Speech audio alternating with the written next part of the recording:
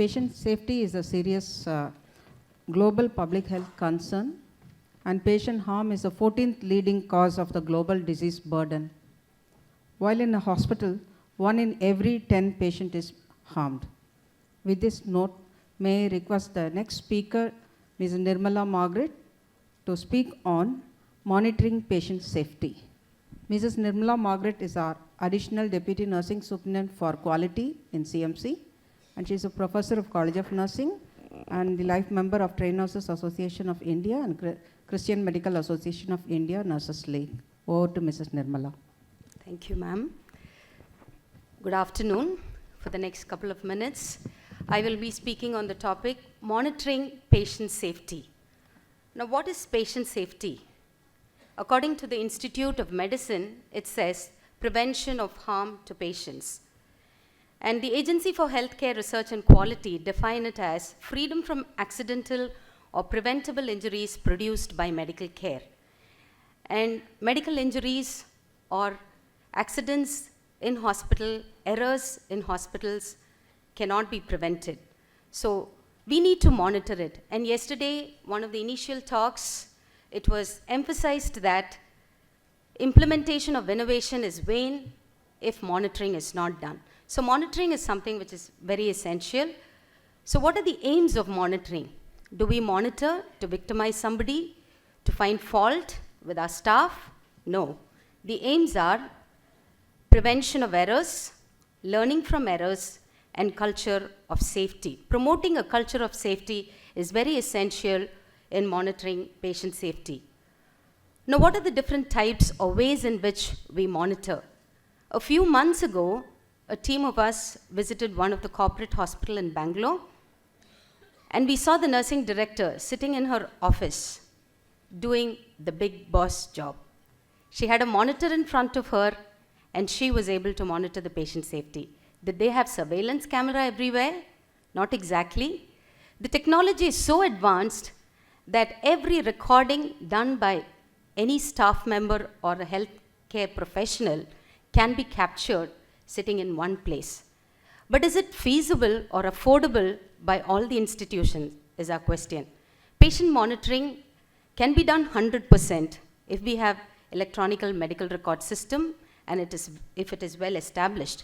But it isn't possible with in all our hospitals because 80% of us are in the other side.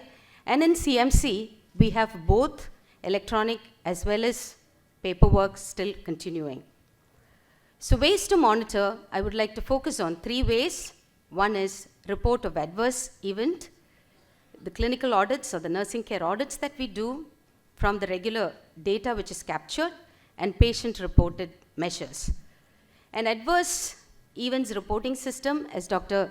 Anita told, it's mostly voluntary reporting. So the process that we have here is when there is an occurrence of incidents or an adverse event, it is reported to the nursing service, and we do the root cause analysis and take measures to correct and prevent the action. I would like to confess here that the rates have gone high. It is alarming, but I'm happy because the reporting has improved. And I have to really appreciate our current nursing superintendent who takes a different approach in correcting or dealing with adverse events. Staff are not penalized for the problems or the mistakes made. Rather, we find out what is the problem in the system and try to correct it. So the common quality indicators that we capture are falls, pressure sores, medication errors, accidental delining and extravasation, needle stick injuries. Just a glimpse of one of the report. Every 3 months we meet as a safety steering committee where this is presented and we take input from everyone and try to take corrective measures. So once we receive the report from the staff, it is analyzed and the type of error is categorized. We look into the root cause and try to take the corrective and preventive action. And another important and strong tool in monitoring patient safety are our clinical audits. Nursing care audit is done routinely every month we focus on one particular topic, and we have a nurse, audit nurse in the Office of the Nursing Superintendent who does the data collection. And since our hospital is very big, we do random sampling for every topic. So around 250 to 300 charts are reviewed for that particular topic, and analysis is done. So the common audits that we do are basic nursing care audit, venous access maintenance, pain management, patient orientation, health education, transfusion monitoring, patient transfer, and so on. So throughout the year, every month, we focus on one particular topic, and the nurse goes around collecting data, which is entered, analyzed, and we come up with suggestions how to improve. So one of the report I would like to just show. It's an audit report on patient orientation. When patients come to the hospital, you know that the hospital is a tertiary setup with a lot of turnover, and in a day, there are around 17 to 18 or sometimes even 20 admissions in a ward. And to orient the patient to the ward, the hospital, and the local community or the environment around for them to access, it's very difficult. So when we did the audit, we came to know that the outcome was not so good, and there was deficiency in certain areas. And when we looked into it, we did realize that staff nurses did not have time to spend with the patient during the time of admission. They spend around 20 minutes, and it is impossible to impart the knowledge, all the orientation aspect within that 20 minutes. And from the patient point of view, they are also unable to grasp everything with that one teaching. So how do we make it easy or make the patient understand the setup and make them comfortable?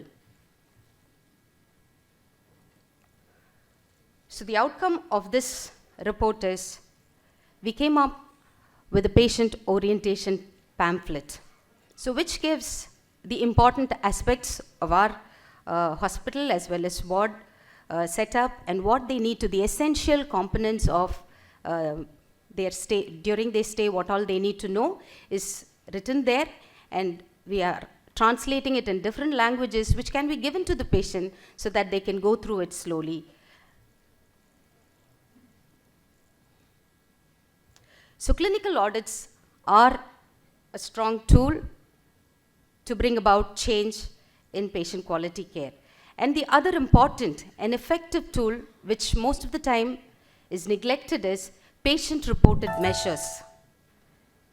Complaints from patients and relatives, something which all of us dread. We don't want to listen to the complaints of the patient. But dear friends, this is something very, very important. We have to listen to their complaints, because in Tamil there is a saying, Nerupillamal Pohayadu. Patients come with complaints. Sometimes yesterday there was a lot of discussion saying the expectation of patient is high and they demand so much. Of course, it may be high, but there will be something behind that, either a system error or the individual error, or sometimes it may be the problem with the patient, which we need to address as healthcare team members. So this is an important aspect which is useful in monitoring the patient safety. So to conclude, I would like to say, every accident is a notice that something is wrong with the men, material, or methods. Let's investigate, act so that patients are safe in our hospital, in our institution. Thank you.